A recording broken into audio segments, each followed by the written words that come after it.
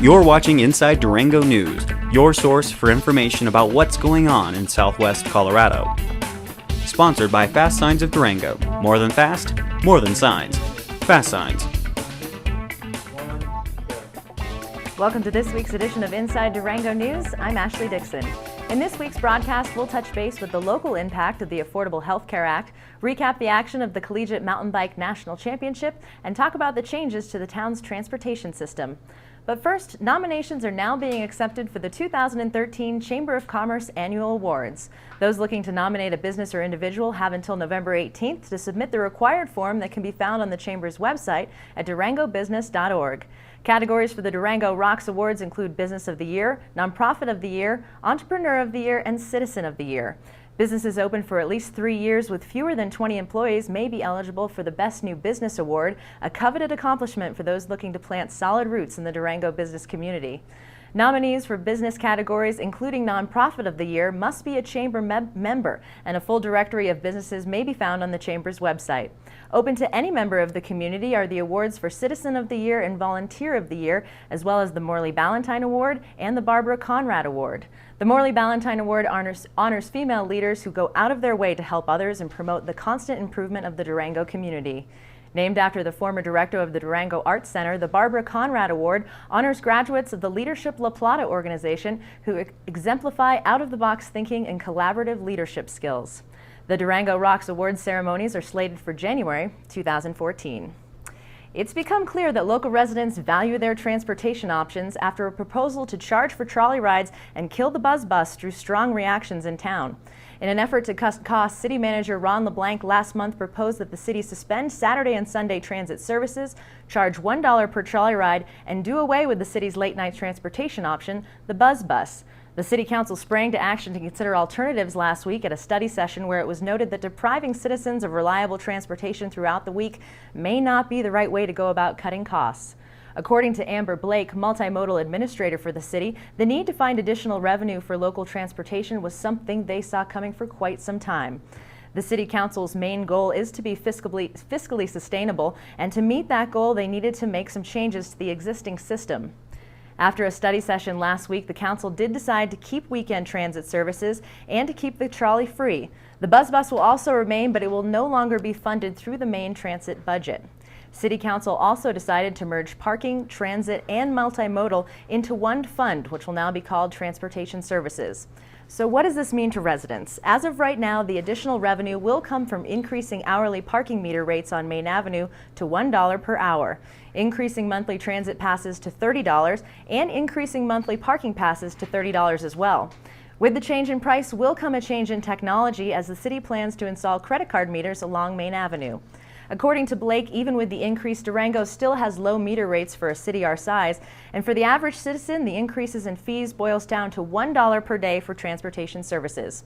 Those interested in weighing in on the issue can attend the public meeting slated for November 5th at City Hall. The City Council will make their final decision on November 12th. Despite battling cold temperatures and early season snow on the race courses in Beech Mountain, North Carolina, the Fort Lewis College cycling team won their 8th overall Division I team mountain biking title at the USA Cycling Collegiate Mountain Biking Championships last weekend. The competition was tight throughout the entire weekend, and it all came down to Brittany Clausen's first place finish and Phil Cowan's third place finish in the dual slalom event on Sunday to propel Fort Lewis into the top slot. The women came up big for Fort Lewis throughout the three-day competition, with Sofia Gomez Villafane taking top honors in the individual omnium, netting the best overall scores in cross-country, short track, and downhill. Fort Lewis women won gold in the downhill competition, silver in short track, and silver and bronze in cross-country. The men's team earned silver in downhill and silver in the first-ever collegiate mountain bike team relay. In the end, Fort Lewis beat out Marian University by just 74 points in the final standings. If you wanted to see the best and the brightest teenagers in the state, the annual Colorado High School Activities Association Fall Conference for Student Council members was the place to be on October 24th. More than 500 student council leaders from throughout Colorado gathered in Durango the last weekend of October to learn about leadership, organizing special events, and networking with other student organizations. Durango High School and Fort Lewis College hosted the conference held for the first time in Southwest Colorado. We're having fall conference and it's Journey to Student Leadership, and we are having 500 student council students from all over Colorado come to partake in this student leadership event. DHS students and Student Council Advisor Dale Garland, along with a number of volunteers, spent more than a year planning for the conference. Activities included workshops on effective student leadership and how to organize and keep student volunteers. Students also swapped stories about prom ideas, where to find community resources to support their projects, and opportunities to serve on SHASA statewide boards.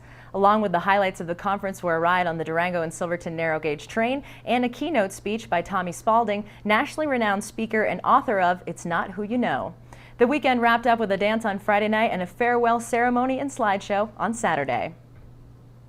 If you have a business idea that would bring in revenue from outside Southwest Colorado, would create new jobs and stay located in the area, then you might be a candidate for Scape, the Southwest Colorado Accelerator Program for Entrepreneurs. Scape is accepting applications for its second mentoring program to support promising entrepreneurs. Deadline to apply is November 15th.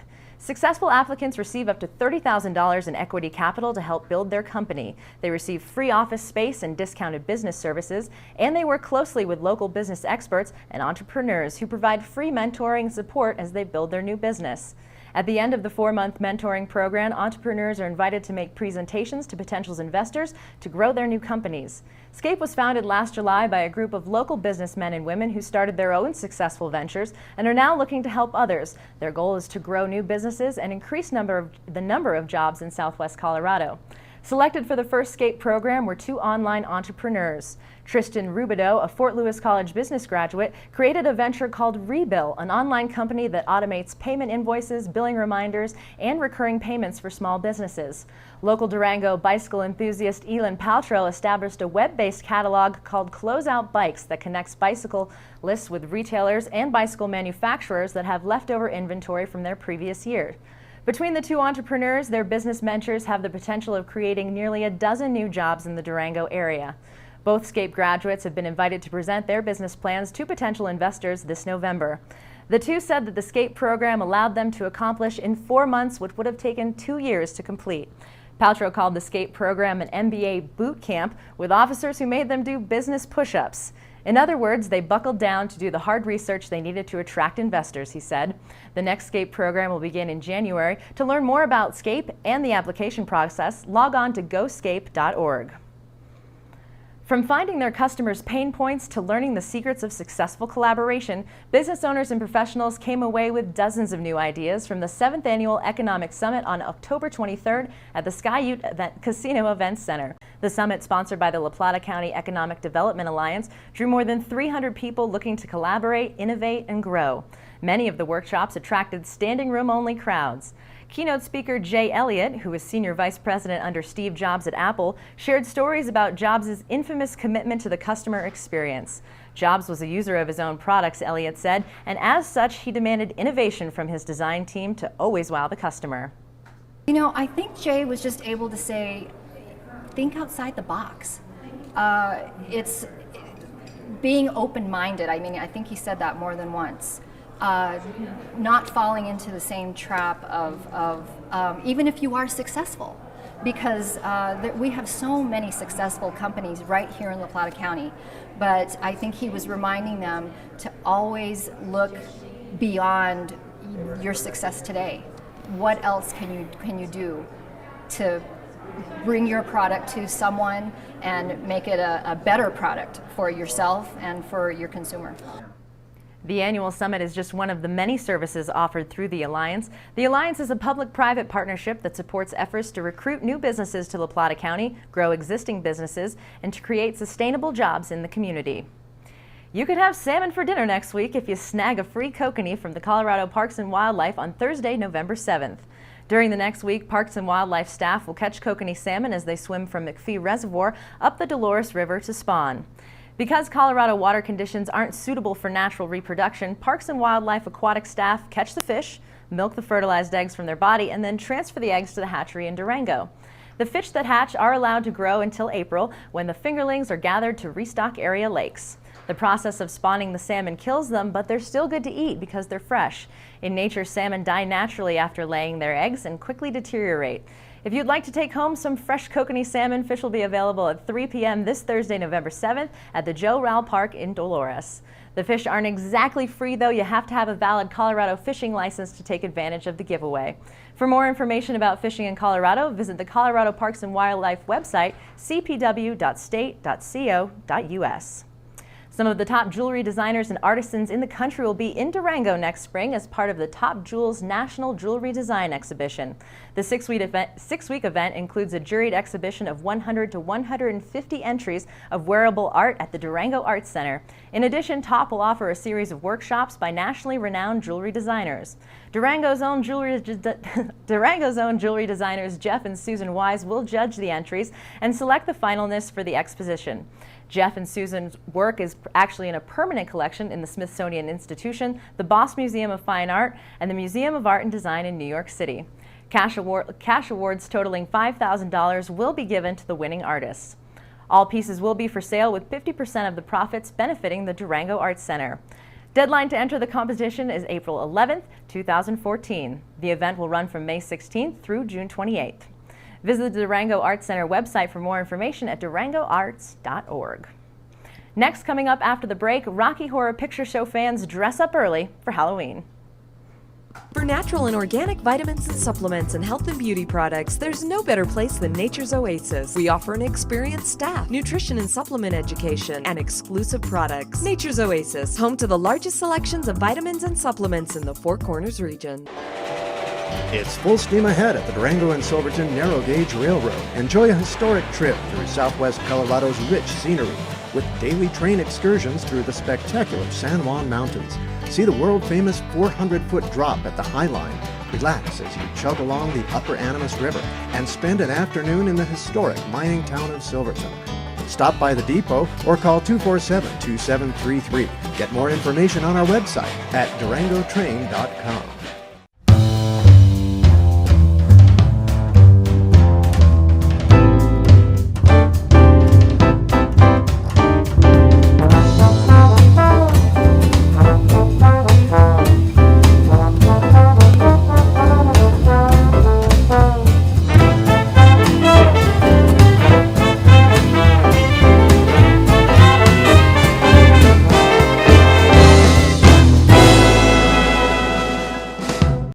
Come check out what's new at the Ute Mountain Casino Hotel and Resort. We now have single and double deck blackjack games. Enjoy our King of the Cage boxing events year-round at our events center. If you're on the go, take a break at the new Ute Mountain Travel Center. With our valet service, you can arrive in style and get right into the action. Visit us for our Saturday prime rib buffet and our seafood buffet on Fridays. With the largest gaming floor in the area, Ute Mountain Casino Hotel and Resort has all the great games you love to play. Welcome back to Inside Durango News. I'm Ashley Dixon. What makes people dress up year after year like the characters in the Rocky Horror Picture Show? We took a camera to ask that very question of audience members who dressed up a whole week before Halloween to attend the 6th annual staging of the cult classic at the Henry Strader Theater on October 24th. Halloween came early to Durango on October 25th with the appearance of dozens of Brads, Janets, and Frankenfurters, the innocent and diabolical characters from the cult classic, The Rocky Horror Picture Show. The play was presented live on stage at the Henry Strader Theater for its 6th year running. It's great family fun, always a good time. This is one of the biggest opening night all ages shows we've had. The Hank has served up the campy tale to sold-out audiences right before Halloween, and like fans who attend the cult movie week after week and year after year, Durango's Rocky Horror fans are also repeat customers. People keep coming back year after year because they just enjoyed it so much the first year. We try to do a different theme every year, so this year's it's 80s and goth. The original Rocky Horror Picture Show premiered on stage at the Westwood Theater in Los Angeles in 1975. Tim Curry starred as Dr. Frankenfurter, the mad scientist and sweet transvestite from Transylvania, in both the play and movie adaptation. Soon after the movie's release, the show became a cult classic, with fans dressing up as characters in the movie and reciting lines along with the actors. Its popularity has made the Rocky Horror Picture Show the longest-running theatrical release in film history. If this year's audiences are any indication, Durango's version of the Rocky Horror Picture Show is sure to have a long life of its own. And then step to the right, with your hands on your head. What a way to start Halloween. It makes you wonder if the writers, producers, and actors of the Rocky Horror Picture Show ever imagined the time warp would become so timeless. And speaking of time, it's become the enemy for some of the artifacts at the Animus Museum, but now with the help of a large federal grant, those artifacts now have a better chance of standing the test of time. Hundreds of historical artifacts that represent the lives and stories of La Plata County residents sit wrapped in plastic bags are gathering dust in the Animus Museum's basement. But not for long. The Animus Museum recently received a $130,000 grant from the Federal Institution of Museum and Library Services to clean, inventory, pack, and move the last 500 items to the museum's recently completed state-of-the-art storage facility. The museum started to move its entire collection of 35,000 objects from temporary storage in the basement to its new facility in 2008, but it was unable to finish the project, said Jan Postler, Curator of Collections and Registrar for the museum. This project is going to take this flour sack and more than 500 other objects out of this room. We're going to clean them, catalog them, keep track of where they are and where they're going. The museum also will use the funds to begin a new initiative called the Community Access to the Collections Project. Museum staff and more than 20 volunteers will photograph artifacts and link them to a searchable database where researchers will find the history and story of each object in the collection. Some families have donated over the years, and little bits of their history are split apart into all those different files. So we're going to be collating all of that information and making documents that can be linked to that database. So you'll have the artifact, you'll have a photograph of it, and a record of its provenance, its history, the business history, the family history of the people associated with Mother's whole wheat flour sack. It's going to allow us to make huge strides forward in our mission to preserve and protect the history and culture of La Plata County for present and future generations. It will give them access to the wonderful stories that our objects can tell, because without those stories, we're a warehouse. And I love that thought. A museum without stories is just a warehouse. Thanks to Carolyn Bora and the Animus Museum for that story. Are you confused about the new healthcare law and what to do about insurance? Next, we'll talk about help available in La Plata County after the break. Inside Durango TV uses 100% green power. Inside Durango TV is a founding member of Local First.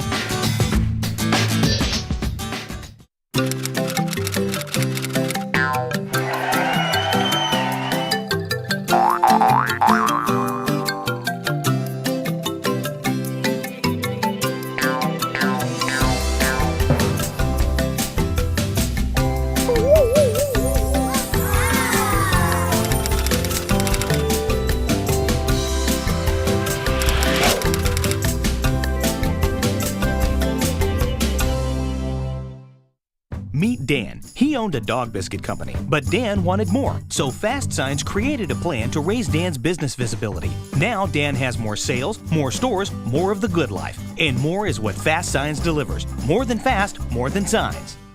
The local pub is a tradition dear to the heart of any town. Durango's local pub is the Irish Embassy, a favorite with locals for breakfast, dinner, or just a pint with friends. With a traditional Irish menu and all your favorite brews on tap. The Irish Embassy, Durango. Whether you make your plans over a barbed wire fence or over wireless internet, if you're coming from the stockyard or the stock exchange, Durango is right at home at the Diamond Bell, timeless and timely. The Sporting News Grill at the new Holiday Inn and Suites of Durango is now open for breakfast, lunch, and dinner, featuring a full-service restaurant and bar with 11 HD TVs. It's a great venue for family and sports fanatics alike. The Sporting News Grill. Stop in and let us show you our game face. You're watching Inside Durango News. I'm Ashley Dixon. Today in the studio we have Kevin O'Connor from the San Juan Basin Health Department to talk to us about the Affordable Care Act and how you can find health insurance in La Plata County. Kevin, thanks so much for joining us today. My pleasure. Nice. So I've got a lot of questions because I know this is an issue that really confuses people, and a lot of folks haven't even started to really do the research to know what's going on. So just to start, at a base point, for those who are looking to get health insurance, where's the place for them to start? Where do they begin? Probably the best thing to do is to go to the connectforhealthco.com website.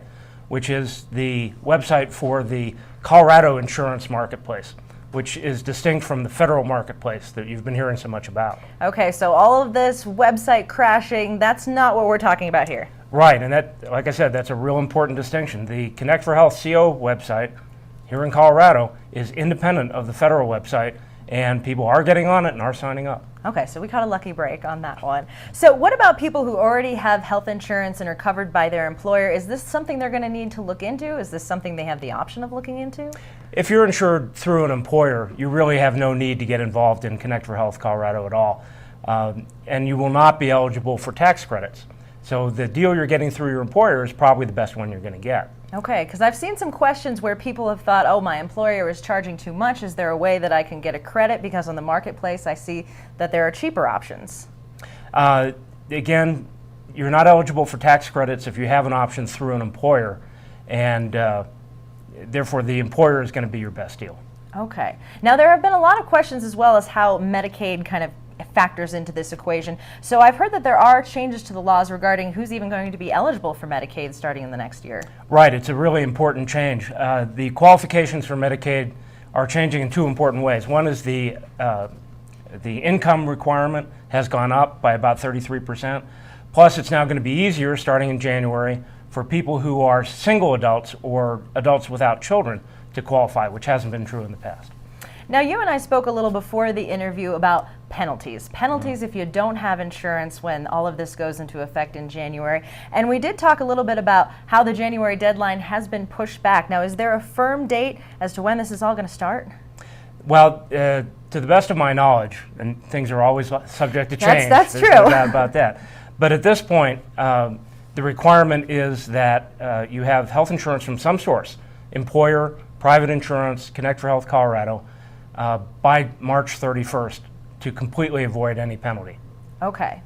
Now, another great thing that I want to talk about in the change of the laws, a lot of people were really frustrated with the whole pre-existing condition and how that factored into how they got their health insurance. How has that changed under the new laws? It's an enormous change, and it's going to benefit a very large number of people.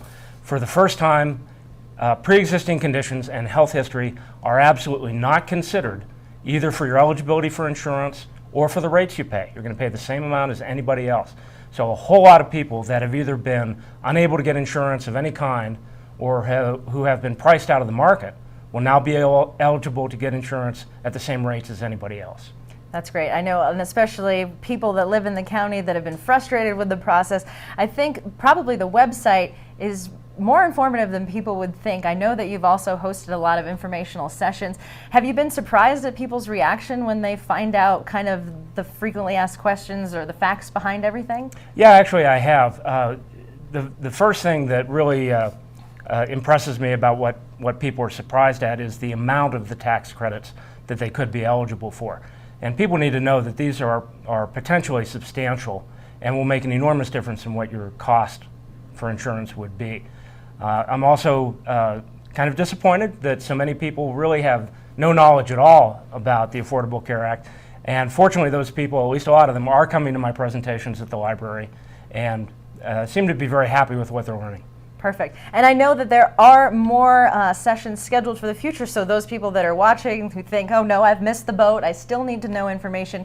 And it's so much, and you and I can attest, it's so much different than reading a website than it is to talking to a person, really sitting down, assessing your individual needs. So I'm sure that's really where you come in, and people have been very pleased with how the sessions have gone. Absolutely. My job really has two separate functions. One is informational, doing things like this, having presentations at the library and other locations to get the word out as to what the realities of the Affordable Care Act and Connect for Health Colorado are. And secondly, to help people actually, when they're on the computer doing the application.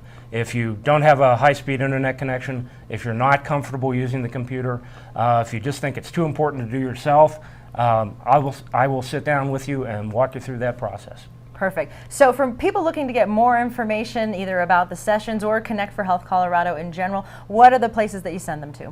Well, the first thing to do, as you said, is to go to the website, connectforhealthco.com. Enormous amount of information there. Just click on the Learn More button.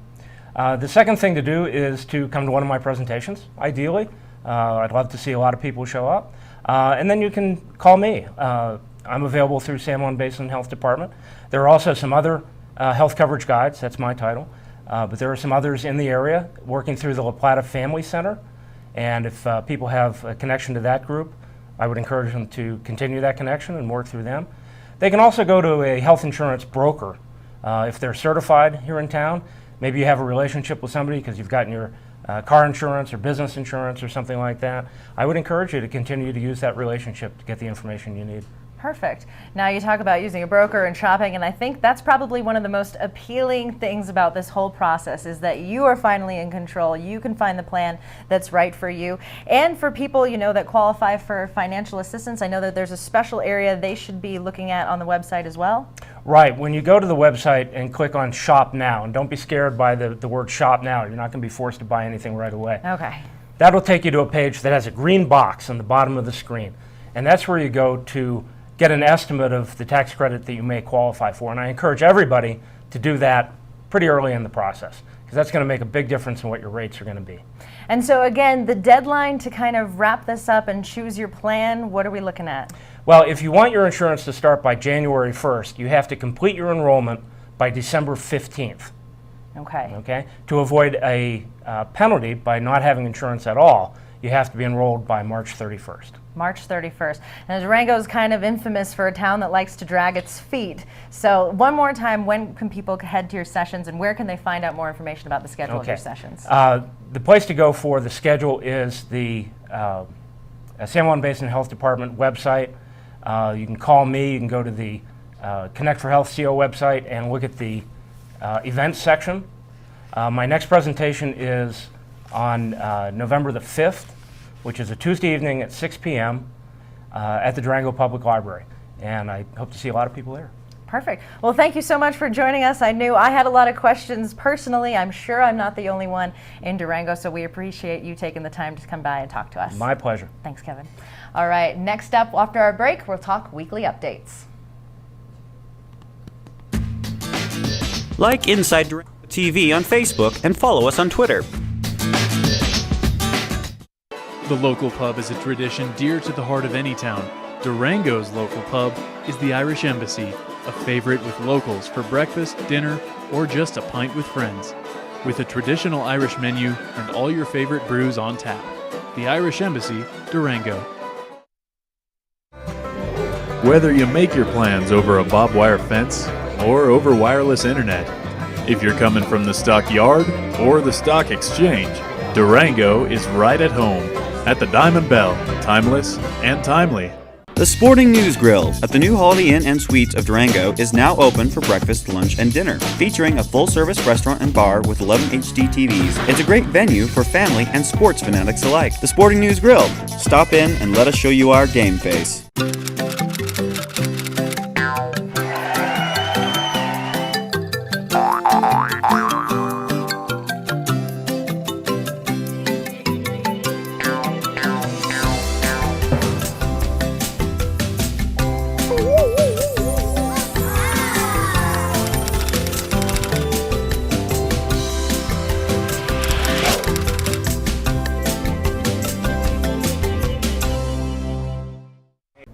You're watching Inside Durango TV on Cable Channel 15. Hey, what's up, VID TV? Welcome back to Inside Durango News. I'm Ashley Dixon with your weekly updates. Habitat for Humanity of La Plata County will host its 15th annual wine tasting fundraiser for its building program in 2014. The event starts at 5:30 p.m. on Friday, November 1st at the Doubletree Hotel. Tickets are $45 a person and may be purchased at Liquor World, First National Bank of Durango, the Habitat Restore in Bodo Park, at Maria's Bookshop, and at what'shappeningdurango.com. Find more information at the Habitat's website at habitatlaplata.com. After the wine tasting, head over to the Smiley Auditorium where Durango Nature Studies will screen Telluride Mountain Film on Tour for its annual fall fundraiser. Refreshments and silent auction begins at 5:30 p.m. on Friday, November 1st, with the film series to follow at 7 p.m. The Telluride Mountain Film Festival is one of the premier film festivals in the country with presentations that will include a series of 15 different shorts. Tickets and film information are available online at durangonaturestudies.org. Want new ski or boarding equipment without paying an arm and a leg? Find your gear at the 50th Annual Hesperus Ski Patrol Ski Swap scheduled for Saturday, November 2nd at the La Plata County Fairgrounds. Equipment drop-off will be from 3 to 8 on Thursday, October 31st, Friday, November 1st. Doors open for the sale at 8 a.m. on Saturday. All proceeds benefit the Hesperus Volunteer Ski Patrol. Visit hesperusskipatrol.org for more information. Conservation easements, the science, economics, and politics behind private land conservation will be the topic of First Friday Pub Science starting at 6 p.m. Friday, November 1st at the Durango Discovery Museum. Check out the Discovery Museum's calendar of events at durangodiscovery.org. Coming up in Skyhawks athletics, the Fort Lewis College men's soccer team plays the Colorado School of Mines at 3:30 p.m. on Friday, November 1st at Dirks Field, and the football team plays Adams State College at 1 p.m. on Saturday, November 2nd at Denison Stadium. Don't forget, basketball season begins in November. Log on to Skyhawks website at goskyhawks.com for schedules and more information. That wraps up this edition of Inside Durango News. We invite you to send us your comments or story ideas to info@durangotv.com. In the meantime, join us next week on Thursday, November 7th for our next news edition. I'm Ashley Dixon. Remember, just watch us. You'll like what you see. Tune in weekly to watch a new edition of Inside Durango News, your source for information about what's going on in Southwest Colorado. Inside Durango News has been brought to you by Fast Signs of Durango. More than fast, more than signs. Fast Signs.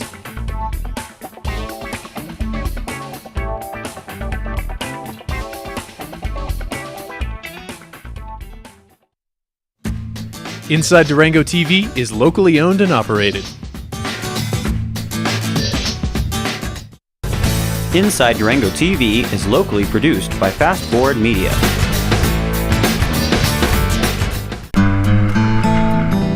Visit the scenic town of Silverton and take a Jeep tour through the heart of the majestic San Juan Mountains with San Juan Backcountry Tours. Visitors can get behind the wheel and explore the mountain roads on their own, or sit back on guided tours that take you through the rich history of the area, including the ghost town Animus Forks.